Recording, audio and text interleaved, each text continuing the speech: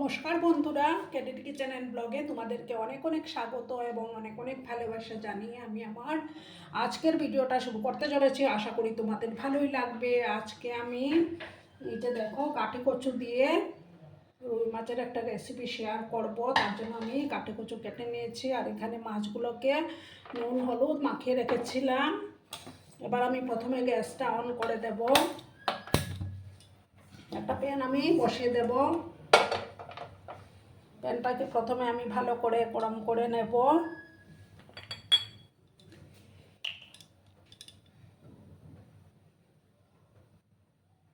তেলটা দিয়ে দিলাম। তেলটাকে প্রথমে ভালো করে গরম করে নিতে হবে। বন্ধুরা, তেলটা গরম হয়ে গেছে। এবার আমি একে একে মাছগুলো দিয়ে দেব।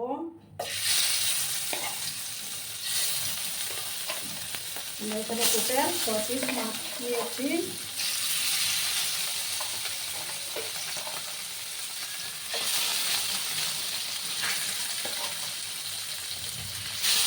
একসাথে সমস্ত মাছ আমি দিয়ে দিলাম।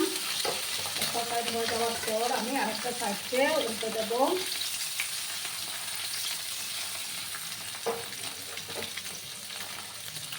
একদম সিম্পল একটা রেসিপি আমি শেয়ার করব।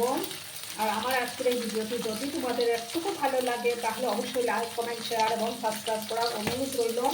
পুরনো নতুন সব বন্ধুদের জানাই অনেক অনেক ভালোবাসা। একটা সাইড হয়ে যাওয়ার পর আমি আরেকটা সাইড উল্টে ভেজে নেব। বন্ধুরা, আবার আমি মাছগুলো একে একে উল্টে দেব।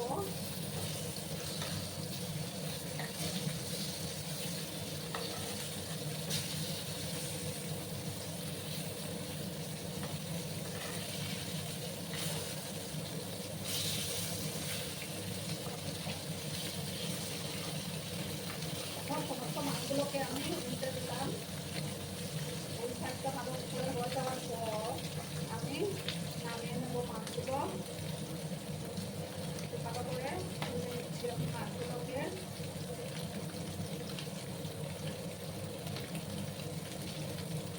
দেখো বন্ধুরা, আমি মাছগুলো নামিয়ে নিয়েছি। এবার আমি এটার মধ্যে সামান্য একটু সর্ষের তেল দিয়ে দেব। আর আমি এই রান্নাটাতে কিন্তু পেঁয়াজ রসুন কিছুই ব্যবহার করব না।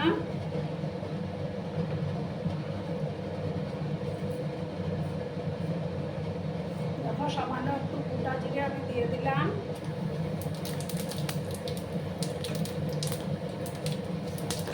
আর দেবো সামান্য 5 ফোড়ন।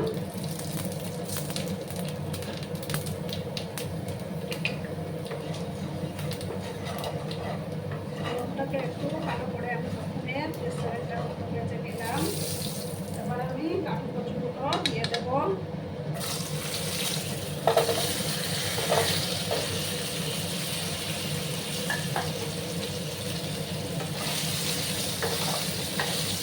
ভালো করে আমি এবার নাড়াচাড়া করে দিলাম। এবার আমি হলুদের গুঁড়োটা অ্যাড করে দেবো।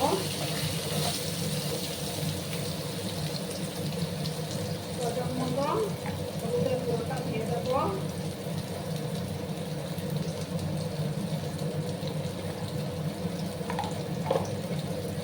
দিয়ে আবার ভালো করে আমি এটা নাড়াচাড়া করে নিচ্ছি।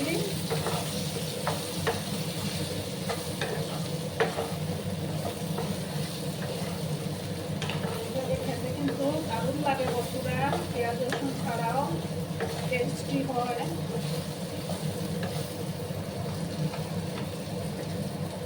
2-3 মিনিটের মতো আমি এটাকে একটু ভাজা ভাজা করে নেব।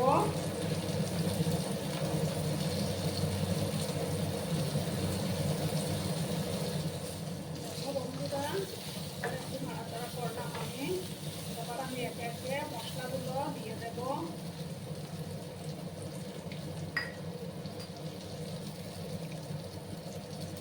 দেখো 1 চামচ জিরে গুঁড়ো দিলাম। আর 1/2 চামচ ধনে গুঁড়ো দিলাম।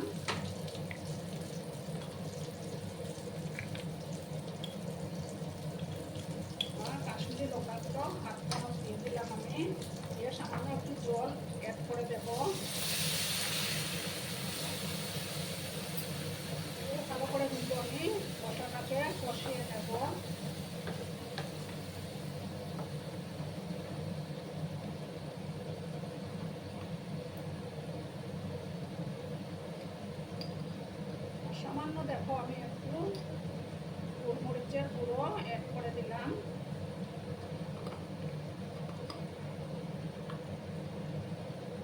ভালো করে কিন্তু আমি এটাকে কষিয়ে নেব যতক্ষণ না তেল ছেড়ে আসছে।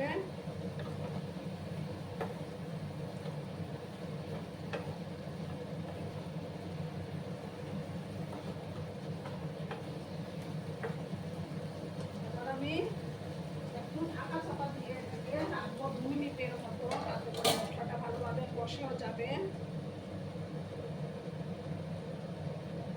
দেখো বন্ধুরা, আবার আমি ঢাকাটা সরিয়ে দিলাম। আমার কষানো কিন্তু কমপ্লিট। দেখো তেল ছেড়ে আসছে। এবার আমি পরিমাণ মতো লবণটা অ্যাড করে দেবো।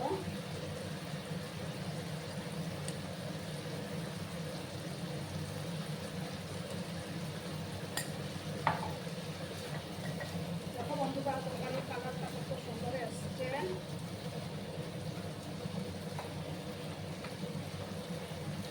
এবার আমি এটার মধ্যে গরম জল দেবো। কারণ গরম জল দিলে রান্নার টেস্টটা দ্বিগুণ হয়ে যায় বন্ধুরা।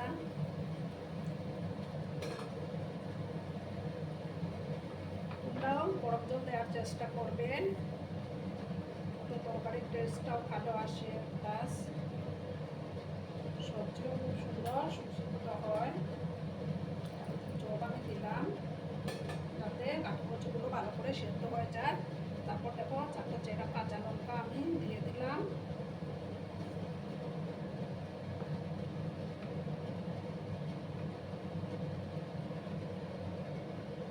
এবার আমি মাছগুলো দিয়ে দেবো।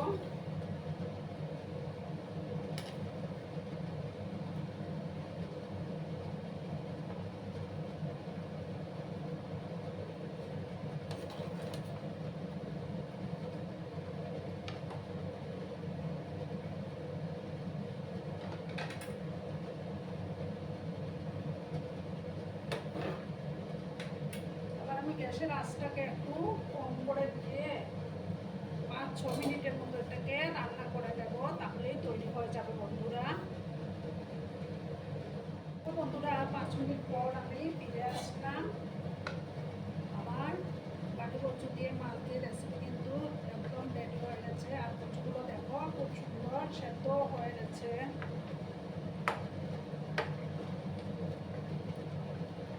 খুব সুন্দর সুসিদ্ধ হয়ে গেছে বন্ধুরা।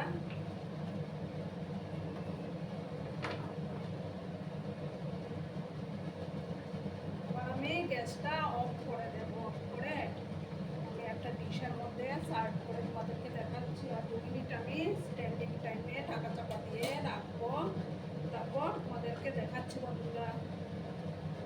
দেখো বন্ধুরা, আমি সার্ভ করে দিয়েছি। কেমন হয়েছে অবশ্যই কমেন্ট করে বলো কিন্তু তোমরা। তোমাদের এই সুন্দর সুন্দর কমেন্টগুলো পড়তে আমার কিন্তু দারুণ লাগে। আর এতক্ষণ ধরে আমার ভিডিওটার সাথে পাশে থেকে আমাকে এতটা ভালোবাসা দেওয়ার জন্য তোমাদেরকে আবারও জানাই অনেক অনেক ভালোবাসা এবং অনেক অনেক ধন্যবাদ। ততক্ষণে তোমরা সবাই খুব ভালো থেকো, সুস্থ থেকো, আনন্দে থেকো। আর আমার ভিডিওটার কোনো অংশেও যদি তোমাদের একটুকু ভালো লাগে তাহলে অবশ্যই তোমাদের পরিবার পরিজনদের মাঝে শেয়ার করে দেওয়ার অনুরোধ রইল। ততক্ষণে খুব ভালো থেকো। ধন্যবাদ।